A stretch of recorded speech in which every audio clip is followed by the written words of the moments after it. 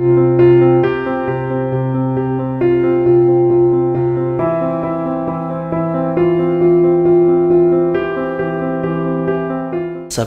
करें Avadhnama news. Subscribe button पर click करें, फिर राइट साइड में बने बेल पर भी क्लिक करें ताकि आपको हमारे वीडियोस की नोटिफिकेशन मिलती रहे। बाराबंकी वासियों के लिए खुशखबरी, शुरू हुआ नया बस अड्डा। दिल्ली से लेकर नेपाल बॉर्डर तक मिलेगी सीधी बसें। कई सालों से जिस बस स्टेशन के शुरू होने का बाराबंकी वासियों को इंतजार था, उनके लिए एक बड़ी खुशखबरी है। शहर के बाहर लखनऊ अयोध्या हाईवे पर बने इंटर स्टेट बस स्टेशन पर बसों का संचालन शुरू हो गया है।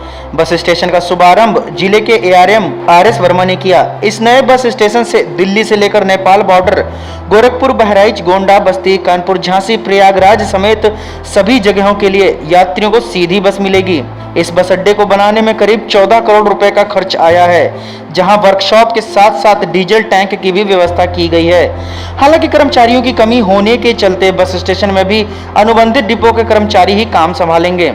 शुरुआत में इस नए बस स्टेशन में सुबह 6 बजे से रात 10 बजे तक ही कर्मचारियों की मौजूदगी में काम होगा, लेकिन पूरी तरह से बस स्टेशन बनने और कर्मचारियों की तैनाती के बाद यहां 24 घंटे सेवा रहेगी।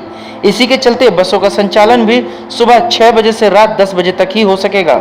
वहीं इस मौके पर सहायक क्षेत्रीय प्रबंधक आरएस वर्मा ने बताया कि बाराबंकी के इस नए हाईटेक बस अड्डे पर लंबी दूरी की सभी बसें रुकेंगी। बाराबंकी बस स्टेशन में जब से उद्घाटन हुआ तब से हम लोग प्रयास करते हैं कि बाराबंकी बस स्टेशन पे किस तरह हम लोग शुरू करा दें। तो थोड़े बहुत माइनर काम रह गए थे, वो माइनर काम ही पूरे करा लिए गए, फर्नीचर वगैरह आ गए।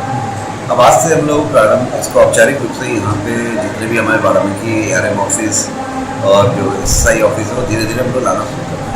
साथ ही साथ जो बसें पहले बाहर से बाहर निकल जाती थी, अब उनके लिए मस्ट कर दिया गया कि वो बाराबंकी बस स्टेशन आएंगे और उनका इनाम होगा, ताकि यहाँ के यात्रियों को सुविधा मिले जो लॉन्ग डिस्टेंस के लिए आते हैं। बहुत जल्दी हम लोग ये भी व्यवस्था करने जा रहे हैं कि आगे जो बसें शहर से हमारी चल रही हैं, उन बसों को हम इधर से होते हुए देंगे ताकि जनता को यहाँ का ही फायदा मिले।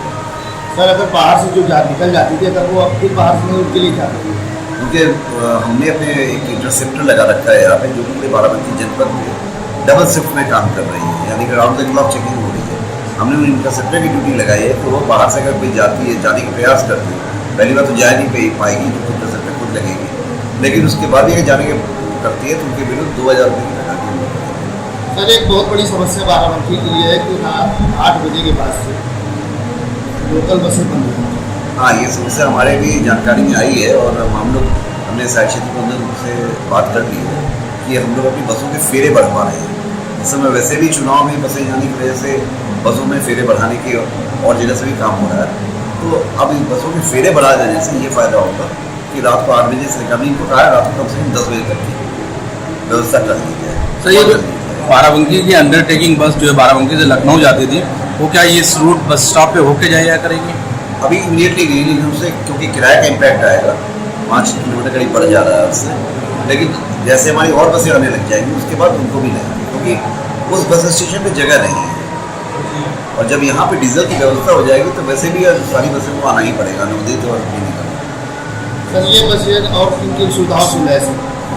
इस बस स्टेशन पे आपको एक तो आपने देखा ही होगा कि फिनिशिंग कितनी अच्छी है, बेंचेज हैं। इसके अलावा यहाँ पे हम लोग इनआउट की जो सुविधा है वो टोटली कंप्यूटराइज होगी।